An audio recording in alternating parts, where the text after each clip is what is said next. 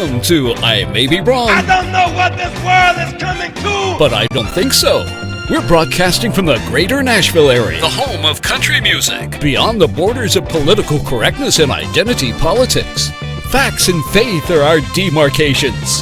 Truth lights our path. Here's the Barry White of Podcast Radio, the Venerable Alfonso Ashworth. Well, welcome to another exciting episode of I May Be Wrong, but I Don't Think So. Of course, we got an exciting episode for you. We got a great guest that's coming back on for his second visit to the show. And, of course, we'll be bringing John Harris on in just a minute. But before we get started, I want to talk about something briefly that we're doing. Of course, you can be a part of our program. You can join us on the website at imaybewrong.com. You can also become a contributor to the show. You can subscribe to our show and, of course, find us on Facebook, on YouTube.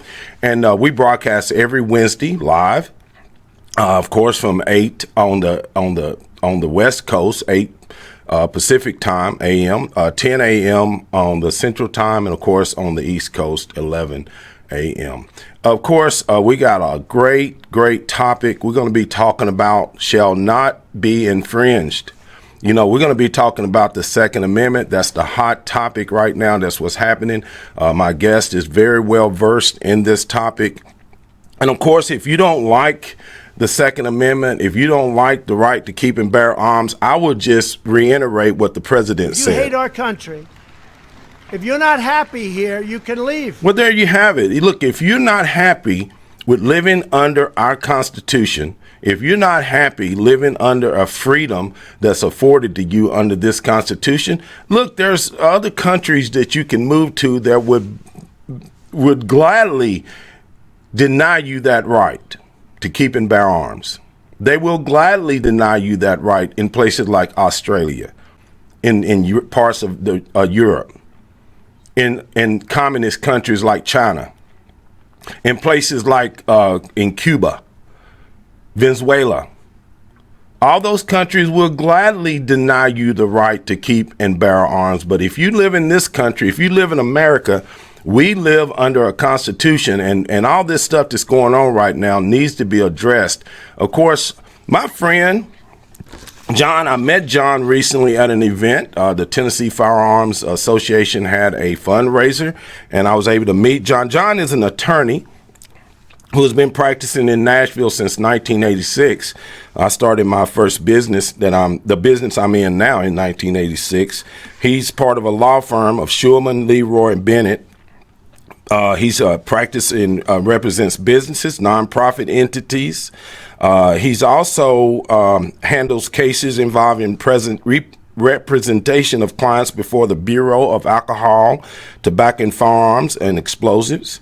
He helps clubs. He's part of he represents gun clubs, sporting shooting ranges, security companies, and firearm instructors. He's a referral attorney for the National Rifle Association. John has got many accolades, of course, and he's also served as the executive director of the Tennessee Firearms Association since 1995. He's an author. He's also published books, one including Carrying a Handgun for Self-Defense in Tennessee. So anything you need to know about being able to legally and properly be able to carry a firearm in the state of Tennessee, my friend John would be glad to help you.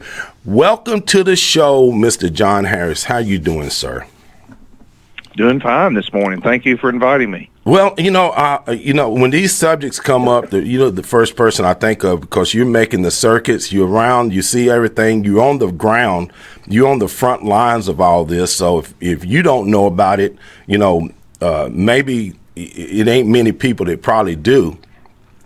John, what is going on, and why are the blue states deciding this is the time to attack the Second Amendment? Why is this so important that in places like Virginia, California, and other heavily blue states, why are they deciding that 2020 is the time to go on the attack?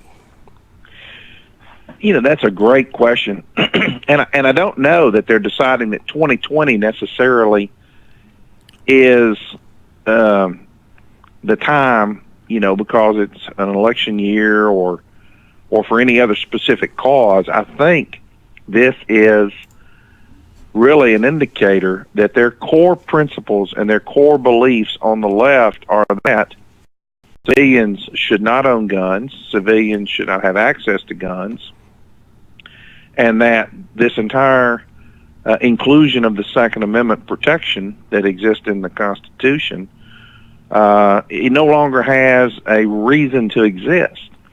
And so what I have seen over the last quarter century of being involved in this is that increasingly, as we have liberals and progressives and typically urban Democrats as opposed to rural Democrats, when they come into power, wherever it is, in local government, we're seeing it in Nashville. Yes. In state government and national government, whenever they're in power, one of their agenda items is to do everything in their power and everything they can do, whether it's constitutional or not, to remove and impair and infringe the capabilities of citizens to have access to firearms of any kind. Well, and of course, I'm in the same age range as probably you are. And growing up, of course, in rural communities in Tennessee, I never believed that I would see the day that we would have to fight in these communities to have that right to keep and bear arms. Of course, they just recently had a rally in Virginia where thousands of people showed up, and it was a peaceful protest, and there were firearms, and there were people there in protest of what's happening in Virginia. How do you feel that the media is sort of controlling this narrative, and that many people just don't know what it means that those rights shall not be infringed? They just don't get it. Can you explain that part of our Constitution in a way that the average people can understand it? Yeah, here's what I think people need to put the Second Amendment into context.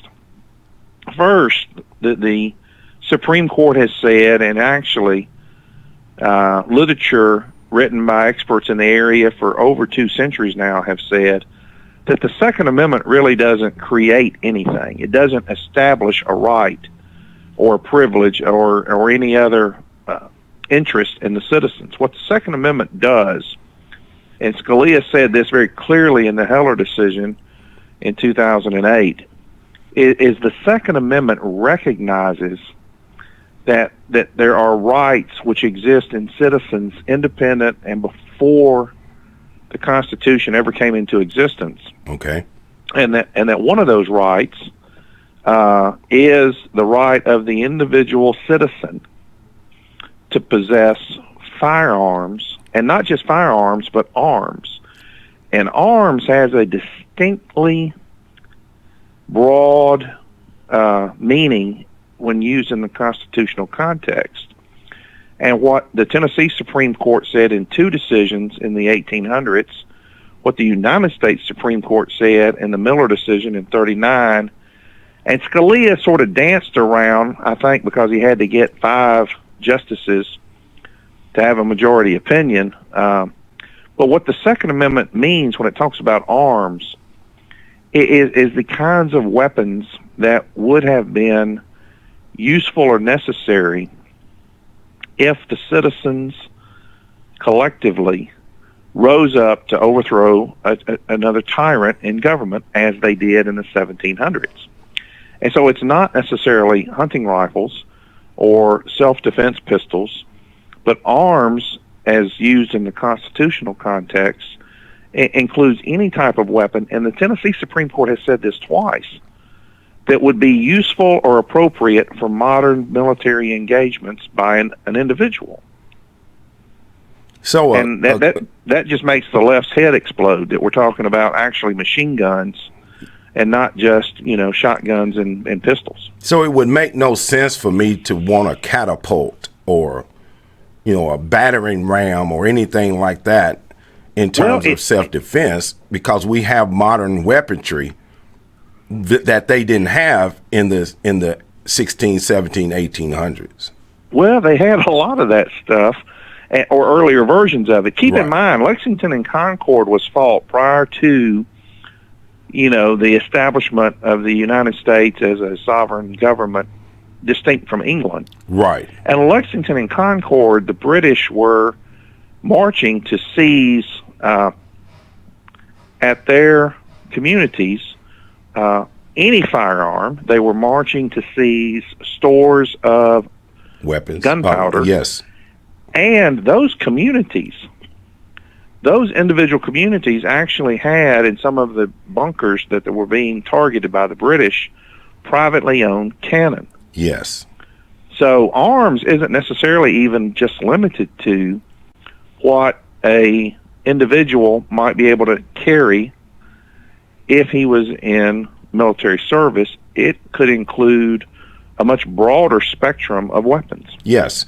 And, that scares a lot of people, especially those on the left who are afraid to allow the citizens to have that choice, and that they feel as though the citizens are incapable of defending themselves. So, of course, it makes sense to people like Bernie Sanders and Pete Buttigieg and all these ones on the left that somehow the citizens cannot be responsible enough as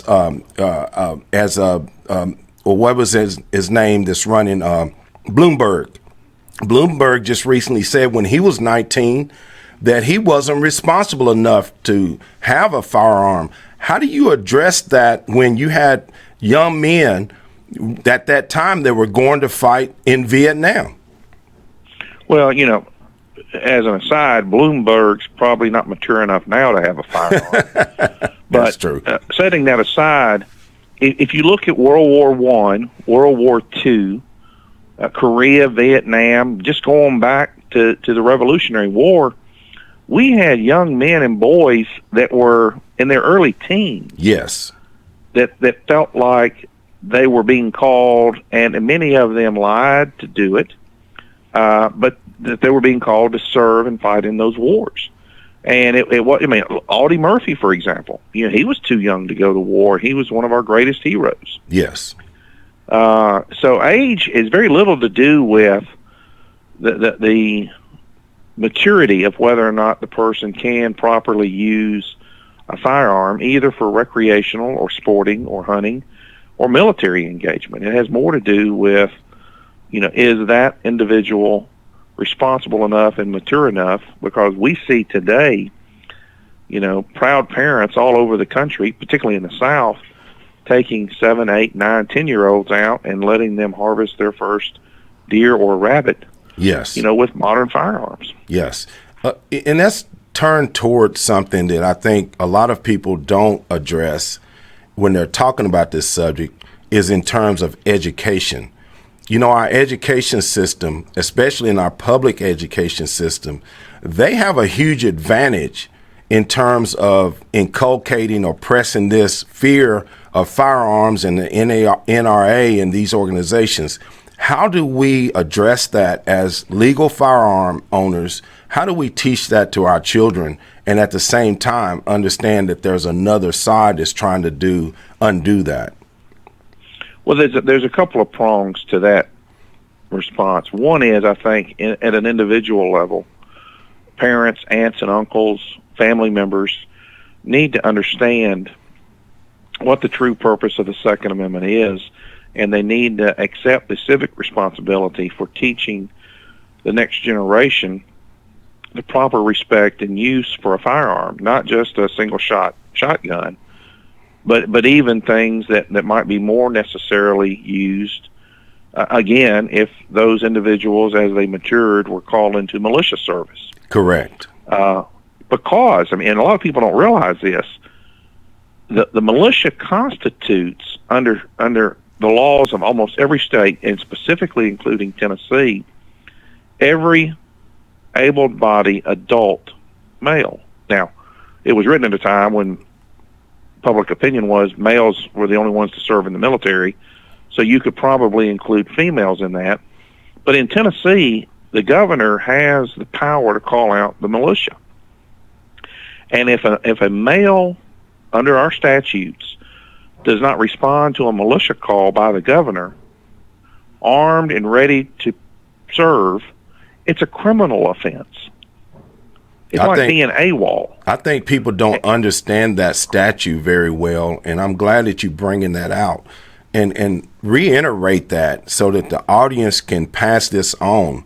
Again, that what you just said, just reiterate. Yeah. When you look at for example, the Tennessee Constitution, it distinctly talks about multiple levels of military elements.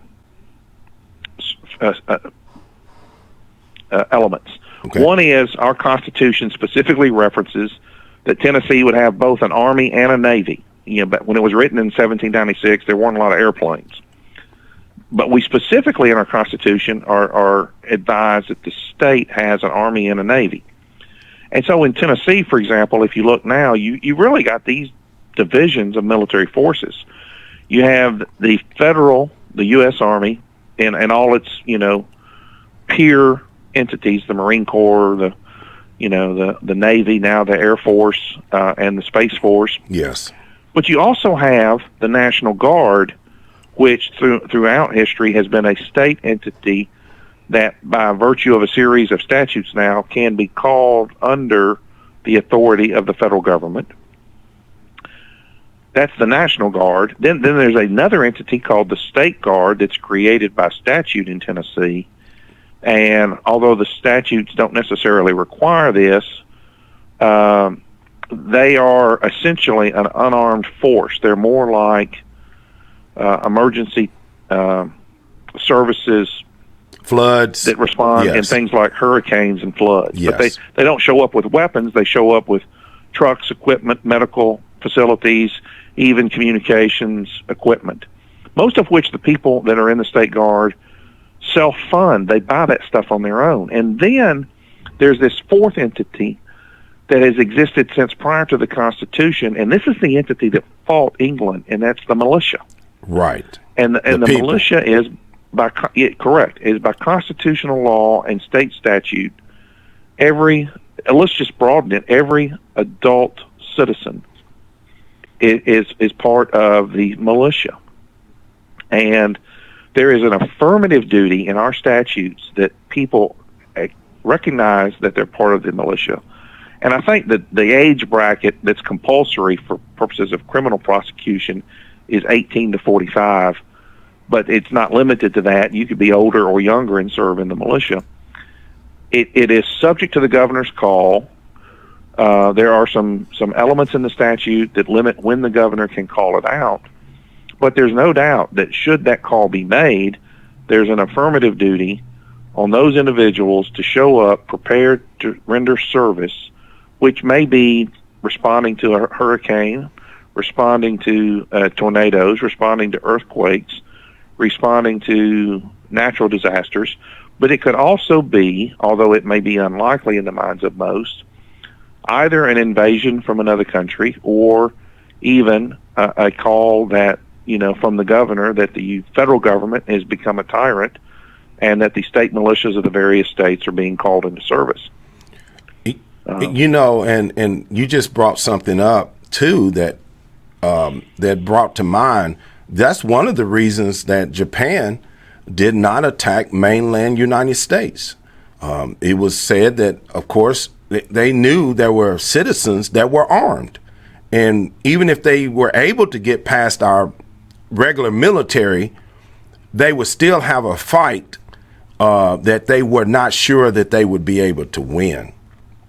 And I feel that's absolutely true. Yeah, you look at all the arms and ammunition that the military has and controls, and as a practical matter, it probably pales in comparison to the amount of arms and ammunition, even if they're small arms, that are in the hands of the civilian population. Correct. And I truly believe that's the one element that has prevented foreign countries from trying to invade this country in that manner. Now, of course, they're invading us in other ways.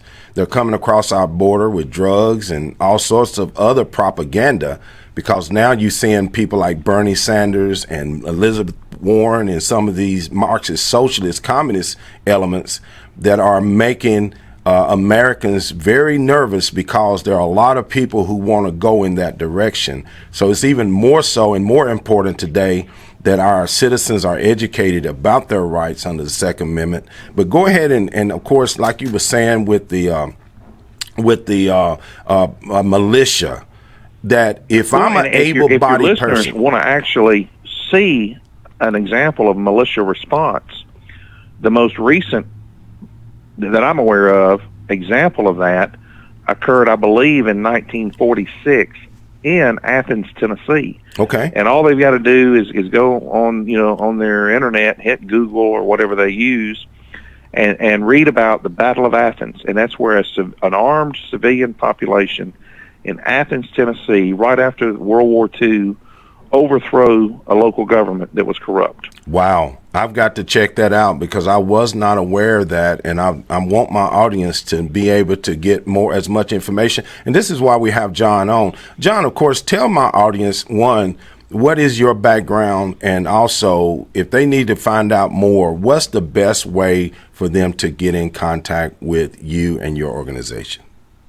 Sure. Yeah, my background is I'm a practicing attorney in Nashville. I've been doing that for 34 years now, 36 if you include the years that I clerked.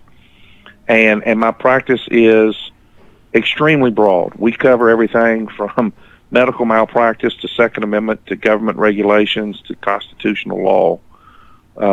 It is a very diverse practice, in part because of the number of years I've been practicing, right, and in part because of the number of attorneys in my practice group. We can handle a very broad spectrum of services, but the one that becomes most relevant when I'm doing things like your show is my representation of people in the firearms industry or related to ATF matters.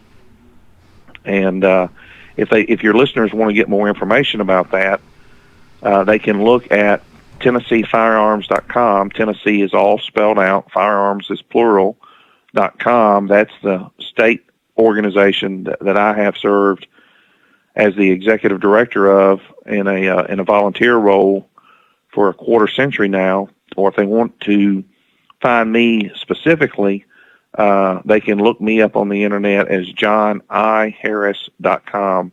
That's my attorney profile page.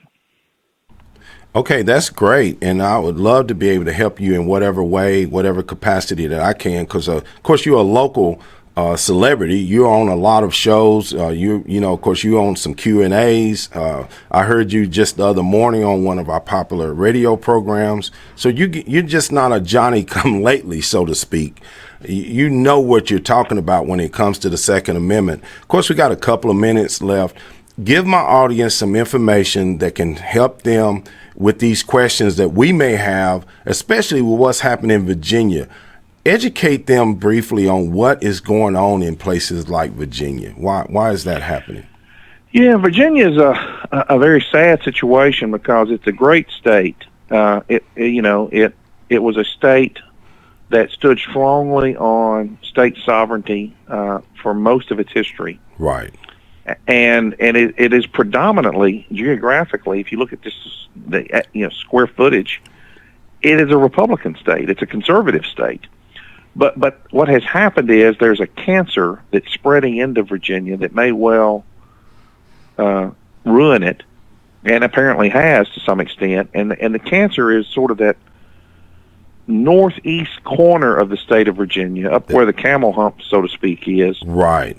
That bounds and is geographically convenient to Washington, D.C. Exactly. And it's the cancer and the cesspool coming out of Washington that has built up over the last century of career bureaucrats and, elected government officials who go up there and they no longer represent their people. They're part of the team that thinks they control the world. And it's this mindset that is growing, quite literally metastasizing into Virginia and turning that northeast corner not just blue, but dark blue. Right. And it's a part of the state. And frankly, what's happened in Virginia is the population base in that area turns out and votes better as the far left than the conservative in the other parts of the state. Right. And so they have seen their entire state, their governor, their entire General Assembly, and their Attorney General, as a result of the last election cycle, become totally dominated by the liberal left. And that's a formula for another uprising, in my opinion, because it's obvious that the firearms and the right to keep and bear arms is still strong in Virginia.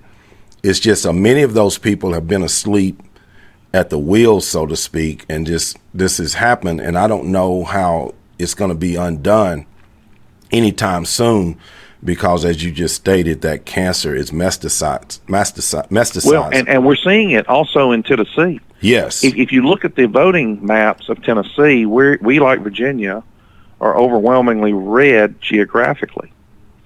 But what you see is your major metropolitan areas. And there's a close coordination, and I don't think it's a coincidence, that it's the metropolitan areas that are the destinations for people that are moving here from the Northeast, from the North Central, from the West Coast, that are moving here not to flee a geopolitical system but to bring it with them. But to bring it with them. And so you're seeing Memphis, Nashville, Knoxville, Chattanooga, even Clarksville now, increasingly either be dark blue or are already so far dark blue that the conservatives in the state have written them off. And of course, we're seeing it. Go ahead. Yeah, and the problem is those voting percentages are taking over those communities. It's part of the problem we see in Nashville now with our Metro Council, totally unresponsive to the citizens or even the concept of stewardship. And if we're not very careful, and if the conservatives in the state don't step up and take it seriously, we could see the voting power in the state increasingly go dark blue, and it wouldn't be that far into the future where that would be enough votes to do to Tennessee what's happened in Virginia. And we're seeing it in Wilson County as well, and it really concerns me about our governor. I'm worried about our governor in that respect with our these illegal immigration policies that are cropping up. Of course, the right to keep and bear arms, sanctuary is being fought. And, of course, John, I really want to thank you for coming back on today. I know you're a very, very busy person, and I really appreciate you taking the time to come on to I May Be Wrong, but I Don't Think So. And, of course, thank you very much, sir. Thank you for having me. And remind your listeners, they can find us on Facebook. I mean, if they've got questions, that's the best place to go. We've got about 20,000 members in our Facebook page and about 8,000 in our Facebook group. And they'll get immediate answers to almost any question they've got if they go there. Fantastic. And we really appreciate it. And we'll get the word out there for you. Thank you, John. We appreciate you coming on. Thank you. Bye-bye. Of course, that was Mr. John Harris. Of course, you can find John, as he said, on Facebook, or you can go to his Facebook page and find him with the organizations that he's associated with, especially the Tennessee Firearms. If you don't know about the Tennessee Firearms, you need to get familiar with it and be a part of it. I see that Brian McDonald is in there giving high fives in the Facebook. Craig Liepert is talking about Virginia. Of course, Paula, one of our regulars, is in the chat room as well. And this is sad. It really is. It's really, really sad that many conservatives, especially conservatives that call themselves Christians. Look, the battle was started in the church. The call out to take arms against the king started in the church. From the church pews all the way to the pulpit, people took arms to fight against tyranny. Where did the end of slavery come? It started in the church. So many people are sitting in the church, won't vote, won't get involved. Of course, I want to thank you for being a part of the show. You can always find us at ImayBeWrongButIDon'tThinkSo.com. Of course, you can become a contributor and subscribe there as well. We want to thank you for being a part of the show. Of course, as always, God bless you, God bless America, and God bless our children, and peace. You've been listening to Alfonso Ashworth, the Barry White of Podcast Radio. Go forth and share his message. I may be wrong, but I don't think so. Remember, no two people can ever occupy the same place at the same time. You were uniquely and wonderfully made. Born an original. Don't die a copy. God bless. Peace.